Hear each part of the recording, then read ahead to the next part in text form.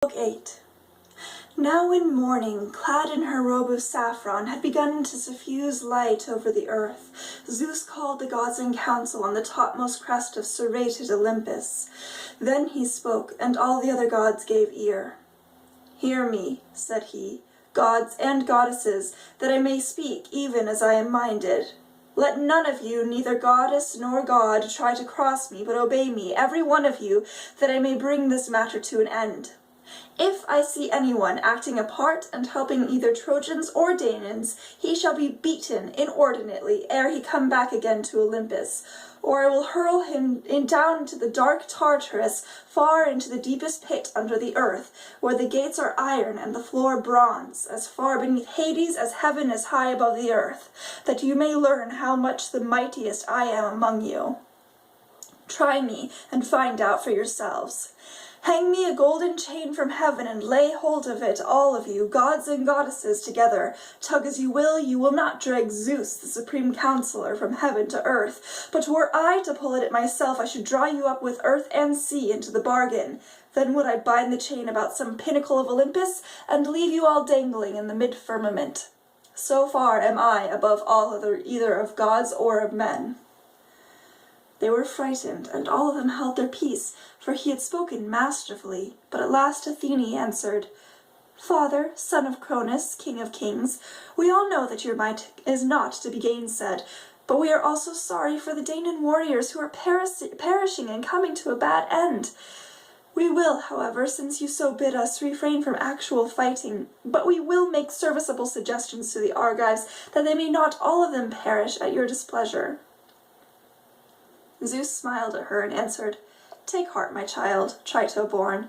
I am not really in earnest, and I wish to be kind to you." With this he yoked his fleet horses with hoofs of bronze and manes of glittering gold. He girded himself also with gold about the body, seized his gold whip, and took his seat in his chariot. Thereon he lashed his horses, and they flew forward, nothing loth, midway twixt earth and starry heaven. After a while he reached many-fountained Ida, mother of wild beasts, and Gargarus, where are his grove and fragrant altar. There the father of gods and men stayed his horses, took them from the chariot, and hid them in a thick cloud. Then he took his seat, all glorious, under the topmost crests, looking down upon the city of Troy and the ships of the Achaeans. The Achaeans took their morning meal hastily at the ships, and afterwards put on their armor. The Trojans on the other side likewise armed themselves throughout the city, fewer in numbers, but nevertheless eager perforce to do battle for their wives and children. All the gates were flung wide open, and horse and foot sallied forth with tramp as of a great multitude. When they got together in one place, shields clashed with shield, and spear with spear in the conflict of mail-clad men. Mighty was the din as the bossed shields pressed hard on one another, death-cry and shout of triumph of slain and slayers, and the earth ran red with blood. Now, so long as the day waxed and it was still morning, their weapons beat against one another, and the people fell. But when the sun had reached mid-heaven, the sire of all balanced his golden scales, and put two fates of death within them, one for the Trojans, and the other for the Achaeans. He took the balance by the middle, and when he lifted it up, the day of the Achaeans sank. The death-fraught scale of the Achaeans settled down upon the ground, while that of the Trojans rose heavenward. Then he thundered aloud from Ida, and sent the glare of his lightning upon the Achaeans. When they saw this, pale fear fell upon them, and they were sore afraid. Idomeneus dared not stay, nor yet Agamemnon, nor did the two Ajaxes, servants of Ares, hold their ground. Nestor, knight of Gerene, alone stood firm, bulwark of the Achaeans. Not of his own will, but one of his horses was disabled. Paris, husband of lovely Helen, had hit it with an arrow just on top of its head, where the mane begins to grow away from the skull, a very deadly place. The horse bounded in his anguish as the arrow pierced his brain, and his struggles threw the others into confusion. The old man instantly began cutting the traces with his sword, but Hector's fleet horses bore down upon him through the rout with their bold charioteer, even Hector himself, and the old man would have perished there and then had not Diomed been quick to mark, and in a loud cry called Odysseus to help him. "Odysseus," he cried, "noble son of Laertes, Where are you flying to with your back turned like a coward? See that you are not struck with a spear between the shoulders. Stay here and help me to defend Nestor from this man's furious onset." Odysseus would not give ear, but sped onward to the ships of the Achaeans, and the son of Tydeus, flinging himself alone into the thick of the fight, took his stand before the horses of the son of Neleus. "Sir," said he, "these young warriors are pressing you hard. Your force is spent, and age is heavy upon you. Your squire is not, and your horses are slow to move. Mount my chariot and see what the horses of Trus can do, how cleverly they can scud hither and thither, over the plain, either in flight or in pursuit.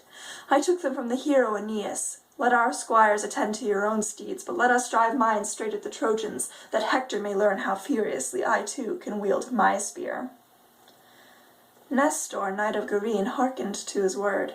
Thereon the doughty squires, Stelenus and the kind-hearted Eurymedon, saw to Nestor's horses, while the two both mounted Diomed's chariot.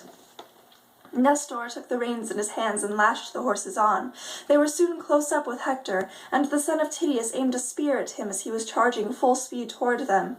He missed him, but struck his charioteer and squire, Aneopius, son of noble Thebius, in the breast by the nipple, while the reins were in his hands, so that he died there and then, and the horses swerved as he fell headlong from the chariot. Hector was greatly grieved at the loss of his charioteer, but let him lie for all his sorrow, while he went in quest of another driver. Nor did his steeds have long to go without one, for he presently found brave Archeptolemus, the son of Iphitus, and made him get up behind the horses, giving the rein into his hand. All had then been lost, and no help for it, for they would have been penned up in Ilium like sheep, had not the sire of gods and men been quick to mark and hurled a fiery flaming thunderbolt which fell just in front of Diomed's horses with a flare of burning brimstone. The horses were frightened and tried to back beneath the car, while the reins dropped from Nestor's hands. Then he was afraid and said to Diomed, "Son of Tydeus, turn your horses in flight. See you not that the hand of Zeus is against you? Today he vouchsafes victory to Hector. Tomorrow, if so it please him, he will again grant it to ourselves.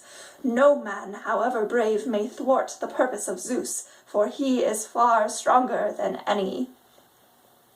Diomed answered, "All that you have said is true. There is grief, however, which pierces me to the very heart, for Hector will talk among the Trojans and say, 'The son of Tydeus flew before me to the ships.' This is the vaunt he will make, and to make earth and swallow me." "Son of Tydeus," replied Nestor, "what do you mean? Though Hector say that you are a coward, the Trojans and Dardanians will not believe him, nor yet the wives of the mighty warriors whom you have laid low." So saying, he turned the horses back through the thick of the battle, and with a cry that rent the air, the Trojans and Hector rained their darts after them. Hector shouted to him and said, "Son of Tydeus, the Danaans have done you honor hitherto as regards to your place at table, the meals they give you, and the filling of your cup with wine. Henceforth they will despise you, for you are become no better than a woman. Be off, girl and coward that you are. You shall not scale our walls through any flinching on my part. Neither shall you carry off our wives in your ships, for I shall kill you with my own hand." The son of Tydeus was in two minds whether or no to turn his horses round again and fight him. Thrice did he doubt, and thrice did Zeus thunder from the heights of Ida in token to the Trojans that he would turn the battle to their favor. Hector then shouted to them and said, "Trojans, Lycians, and Dardanians, lovers of close fighting, be men, my friends, and fight with might and with main. I see that Zeus is minded to vouchsafe victory and great glory to myself, while he will deal destruction upon the Danaans. Fools for having thought of building this weak and worthless wall. It shall not stay my fury. My horses will spring lightly over their trench, and when I am in their ships, forget not to bring me fire, that I may burn them while I slaughter the Argives, who will all be dazed and bewildered by the smoke." Then he cried to his horses, "Xanthus and Podargus, you and Aethon, goodly Lampus, pay me for your keep now, and for all the honey-sweet corn which Andromache, daughter of great Etienne, has fed you, and for the way in which she has mixed wine and water for you to drink whenever you would, before doing so even for me, who am her husband. Haste in pursuit, that we may take the shield of Nestor, the fame of which ascends to heaven, for it is of solid gold, arm rods and all, and that we may strip from the shoulders of Diomede the cuirass with which Hephaestus made him. Could we take these two things, the Achaeans would sail on their ships this selfsame night." Thus did he vaunt, but Queen Hera made high Olympus quake as she shook with rage upon her throne. Then she said to the mighty god Poseidon, "What now, wide-ruling lord of the earthquake? Can you find no compassion in your heart for the dying Danaans who bring you many a welcome offering to Hellas and to Agai? Wish them well then. If all of us who are with the Danaans were to drive the Trojans back and keep Zeus from helping them, he would have to sit there sulking alone on Ida." King Poseidon was greatly troubled and answered, "Hera, rash of tongue, what are you talking about? We other gods must not set ourselves against Zeus, for he is far stronger than we are." Thus did they converse, but the whole space enclosed by the ditch, from the ships even to the wall, was filled with horses and warriors, who were pent up there by Hector, son of Priam, now that the hand of Zeus was with him. He would even have set a fire to the ships that burned them, had not Queen Hera put into the mind of Agamemnon to bestir himself and to encourage the Achaeans. To this end he went round the ships and tents, carrying a great purple cloak, and took his hand by the huge black hole of Odysseus's ship, which was middlemost of all. It was from this place his voice would carry farthest, on the one hand toward the tents of Ajax, son of Telamon, and on the other toward those of Achilles. For these two heroes, well assured of their own strength, had valorously drawn up their ships at the two ends of the line. From this spot, then, with a voice that could be heard afar, he shouted to the Danaans, saying, "Argives, shame on you cowardly creatures, brave in semblance only! Where are now our vaunts that we should prove victorious, the vaunts we made so vaingloriously in Lemnos when we ate the flesh of horned cattle and filled our mixing bowls to the brim?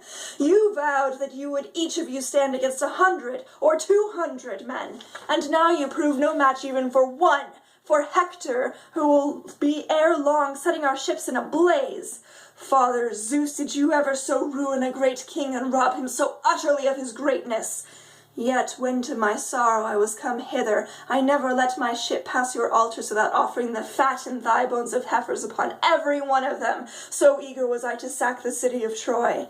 Vouchsafe me then this prayer, suffer us to escape at any rate with our lives, and let not the Achaeans be so utterly vanquished by the Trojans."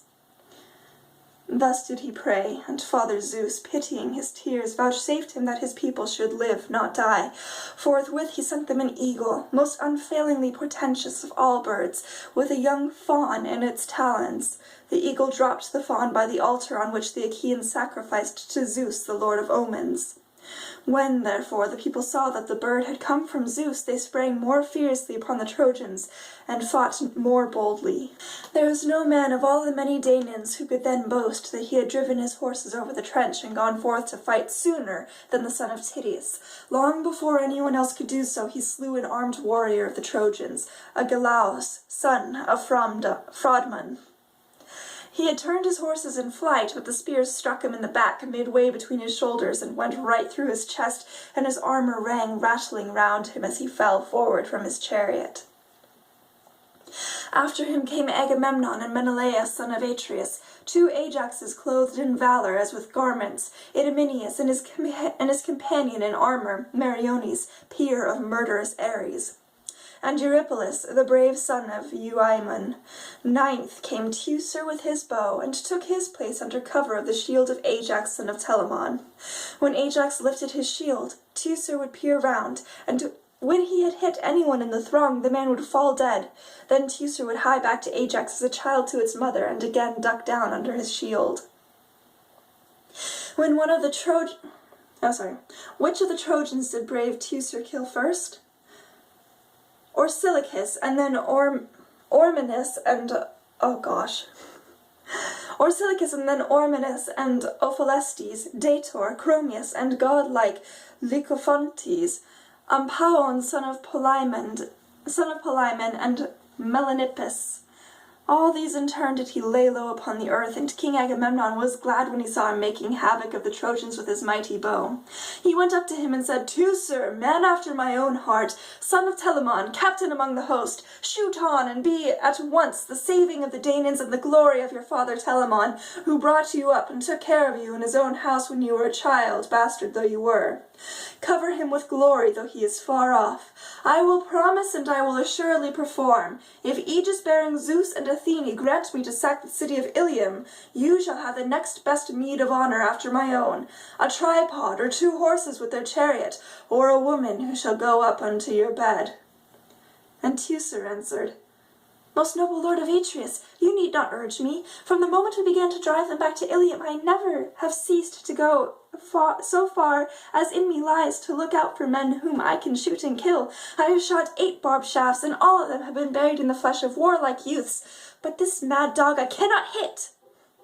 As he spoke, he aimed another arrow straight at Hector, for he was bent on hitting him. Nevertheless he missed, and the arrow hit Priam's brave son, Gorgythion, in the breast. His mother, fair Castianera, lovely as a goddess, had been married from Icimi, and now he bowed his head as a garden poppy in full bloom, when it is weighed down by showers in spring. Even thus heavily bowed his head beneath the weight of his helmet. Again he aimed at Hector, for he was longing to hit him, and again the arrow missed, for Apollo turned it aside, but he hit Hector's brave charioteer, Archeptolemus, in the breast by the nipple as he was driving furiously into the fight. The horses swerved aside as he fell headlong from the chariot, and there was no life left in him. Hector was greatly grieved at the loss of his charioteer, but for all his sorrow he would let him lie where he fell, and bade his brother, Cebriones, who was hard by, take the reins. Cebriones did as he had said. Hector thereon, with a loud cry, sprang from his chariot to the ground, and seizing a great stone made straight for Teucer with intent to kill him. Teucer had just taken an arrow from his quiver and had laid it upon the bowstring, but Hector struck him with the jagged stone as he was taking aim and drawing the string to his shoulder. He hit him just where the collarbone divides the neck from the chest, a very deadly place, and broke the sinew of his arm so that his wrist was powerless, and the bow dropped from his hand as he fell forward on his knees. Ajax saw that his brother had fallen, and running towards him, he bestrode him and sheltered him with his shield. Meanwhile, his 2 trusty squires, Mecisteus, son of Echius, and Alastor, came up and bore him to the ships, groaning in his great pain. Zeus now again put heart to the Trojans, and they drove the Achaeans to their deep trench with Hector in all his glory at their lead. As a hound grips a wild boar or lion in flank or buttock when he gives him chase, and watches warily for his wheeling, even so did Hector follow close upon the Achaeans, ever killing the hindmost as they rushed panic-stricken onwards. When they had fled through the set stakes and trench, and many Achaeans had been laid low at the hands of the Trojans, they halted in their ships, calling upon one another and praying every man instantly as they lifted up their hands to the gods. But Hector wheeled his horses this way and that, his eyes glaring like those of Gorgo or murderous Ares. Hera, when she saw them, had pity upon them, and at once said to Athene, "Alas, child of aegis-bearing Zeus, shall you and I take no more thought for the dying Danaans, though it be the last time we ever do so? See how they perish and come to a bad end before the onset of but a single man. Hector, the son of Priam, rages with intolerable fury, and has already done great mischief." Athene answered, "Would, indeed, this fellow might die in his own land, and fall by the hands of the Achaeans, but my father Zeus is mad with spleen, ever foiling me, ever headstrong and unjust. He forgets how often I saved his son when he was worn out by the labors Eurystheus had laid upon him. He would weep till his cry came up to heaven, and then Zeus would send me down to help him. If I had had the sense to foresee all this, when Eurystheus sent him to the house of Hades to fetch the hellhound from Erebus, he would never have come back alive out of the deep waters of the river Styx. And now Zeus hates me while he lets Thetis have her way because she kissed his knees and took hold of his beard when she was begging him to do honor to Achilles. I shall know what to do next time he begins calling me his gray-eyed darling, Get our horses ready, while I go within the house of aegis-bearing Zeus and put on my armor. We shall then find out whether Priam's son Hector will be glad to meet us in the highways of battle, or whether the Trojans will glut hounds and vultures with the fat of their flesh as they lie dead by the ships of the Achaeans." Thus did she speak, and white-armed Hera, daughter of great Cronus, obeyed her words. She set about harnessing her gold-bedizened steeds, while Athene, daughter of aegis-bearing Zeus, flung her richly embroidered vesture, made with her own hands, onto the threshold of her father, and donned the shirt of Zeus, arming herself for battle. Then she stepped into her flaming chariot and grasped the spear so stout and sturdy and strong, with which she quelled the ranks of heroes who had displeased her. Hera lashed her horses, and the gates of heaven bellowed as they flew open of their own accord, gates over which the Hours preside, in whose hands are heaven and Olympus, and either to open the dense cloud that hides them, or to close it. Through these the goddesses drove their obedient steeds. But Father Zeus, when he saw them from Ida, was very angry, and sent winged Iris with a message to them. "Go," said he, "fleet Iris, turn them back, and see that they do not come near me, for if we come to fighting there will be mischief. This is what I say, and this is what I mean to do. I will lame their horses for them, I will hurl them from their chariot, and will break it into pieces. It will take them all 10 years to heal the wounds my lightning shall inflict upon them. My gray-eyed daughter will then learn what quarreling with her father means. I am less surprised and angry with Hera, for whatever I say she always contradicts me." With this, Iris went on her way, fleet as the wind, from the heights of Ida to the lofty summits of Olympus. She met the goddesses at the outer gates of its many valleys and gave them her message. "What," said she, "are you about? Are you mad? The son of Cronus forbids your going. This is what he says, and this is what he means to do. He will lame your horses for you. He will hurl you from your chariot, and will break it in pieces. It will take you all 10 years to heal the wounds his lightning will inflict upon you, that you may learn, gray-eyed goddess, what quarreling with your father means. He is less hurt and angry with Hera, for whatever he says she always contradicts him. But you, bold hussy, will you really dare to raise your huge spear in defiance of Zeus?" With this she left, and Hera said to Athene, "Of a truth, child of aegis-bearing Zeus, I am not for fighting men's battles further in defiance of Zeus. Let them live or die as luck will have it, and let Zeus mete out his judgment upon the Trojans and Danaans according to his own pleasure." She turned her steeds. The Hours presently unyoked them, made them fast to their ambrosial mangers, and leaned the chariot against the end wall of the courtyard. The two goddesses then sat down upon their golden thrones amid the company of the other gods, but they were very angry. Presently Father Zeus drove his chariot to Olympus and entered the assembly of the gods. The mighty lord of the earthquake unyoked his horses for him, set the car upon its stand, and threw a cloth over it. Zeus then sat down upon his golden throne, and Olympus reeled beneath him. Athene and Hera sat alone, apart from Zeus, and neither spoke nor asked him questions, but Zeus knew what they meant and said, "Athene and Hera, why are you so angry? Are you fatigued with killing so many of your dear friends the Trojans? Be this as it may, such is the might of my hand, that all the gods in Olympus cannot turn me. You were both of you trembling all over, ere ever you saw the fight and its terrible doings. I tell you, therefore, and it would have surely been, I should have struck you with lightning, and your chariots would never have brought you back again to Olympus." Athene and Hera groaned in spirit as they sat side by side and brooded mischief for the Trojans. Athene sat silent, without a word, for she was in a furious passion and bitterly incensed against her father. But Hera could not contain herself and said, "What, dread son of Cronus, are you talking about? We know how great your power is. Nevertheless, we have compassion upon the Danaan warriors who are perishing and coming to a bad end. We will, however, since you so bid us, refrain from actual fighting, but we will make serviceable suggestions to the Argives, that they might not all of them perish in your displeasure." Then Zeus answered, Tomorrow morning, Hera, if you choose to do so, you will see the son of Cronus destroying large numbers of the Argives, for fierce Hector shall not cease fighting till he has roused the son of Peleus when they are fighting in dire straits at their ship's sterns about the body of Patroclus. Like it or not, this is how it is decreed. For aught I care, you may go to the lowest depths beneath earth and see where Iapetus and Cronus dwell, in lone Tartarus, with neither ray of light nor breath of wind to cheer them. You may go on till you get there, and I shall not care one whit for your displeasure. You are the greatest vixen living. Hera made him no answer.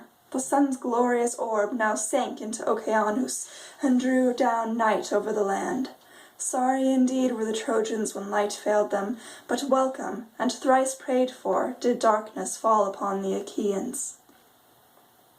Then Hector led Trojans back from the ships, and held a council on the open space near the river, where there was a spot clear of corpses. They left their chariots and sat down on the ground to hear the speech he made them. He grasped a spear 11 cubits long, the bronze point of which gleamed in front of it, while the ring round the spearhead was of gold. Spear in hand, he spoke. "Hear me," said he, "Trojans, Dardanians, and allies. I deemed but now that I should destroy the ships and all the Achaeans with them ere I went back to Ilium, but darkness came on too soon. It was this alone that saved them and their ships upon the seashore. Now, therefore, let us obey the behests of night, and prepare our suppers. Take your horses out of their chariots, and give them their feeds of corn. Then make speed to bring sheep, and cattle from the city. Bring wine also, and corn for your horses. And gather much wood, that from dark till dawn we may burn watchfires, whose flare may reach to heaven. For the Achaeans may try to fly beyond the sea by night. They must not embark scatheless and unmolested. Many a man among them must take a dart with him to nurse at home, hit with spear or arrow as he is leaping on board his ship, that others may fear to bring war and weeping upon the Trojans. Moreover, let the heralds tell it about the city, that the growing youths and grey-bearded men are to camp upon its heaven-built walls. Let the women, each of them, light a great fire in her house, and let watch be safely kept, lest the town be entered by surprise while the host is outside. See to it, brave Trojans, as I have said, and let this suffice for the moment. At daybreak I will instruct you further. I pray and hope to Zeus and to the gods that we may then drive those fate-sped hounds from our land, for 'tis the fates that have borne them and their ships hither. This night, therefore, let us keep watch, but with early morning let us put on our armor and rouse fierce war at the ships of the Achaeans. I shall then know whether brave Diomed, the son of Tydeus, will drive me back from the ships to the wall, or whether I shall myself slay him and carry off his blood-stained spoils. Tomorrow let him show his mettle, and abide my spear, if he dare. I ween that at break of day he shall be among the first to fall, and many another of his comrades round him. Would that I were as sure of being immortal and never growing old, and of being worshipped like Athene and Apollo as I am, that this day will bring evil to the Argives." Thus spoke Hector, and the Trojans shouted applause. They took their sweating steeds from under the yoke and made them fast, each by his own chariot. They made haste to bring sheep and cattle from the city. They brought wine also, and corn from their houses, and gathered much wood. They then offered unblemished hecatombs to the immortals, and the wind carried the sweet savour of sacrifice to heaven. But the blessed gods partook not thereof, for they bitterly hated Ilium with Priam and Priam's people. Thus, high in hope, they sat through the livelong night by the highways of war, and many a watchfire did they kindle. As when the stars shine clear and the moon is bright, there is not a breath of air, not a peak, nor glade, nor jutting headland, but it stands out in the effable radiance that breaks from the serene heaven. The stars can all of them be told, and the heart of the shepherd is glad. Even thus shone the watchfires of the Trojans before Ilium, midway between the ships and the river Xanthus. 1,000 campfires gleamed upon the plain, and in the glow of each there sat 50 men, while the horses, champing oats and corn beside their chariots, waited till dawn should come. End of Book 8.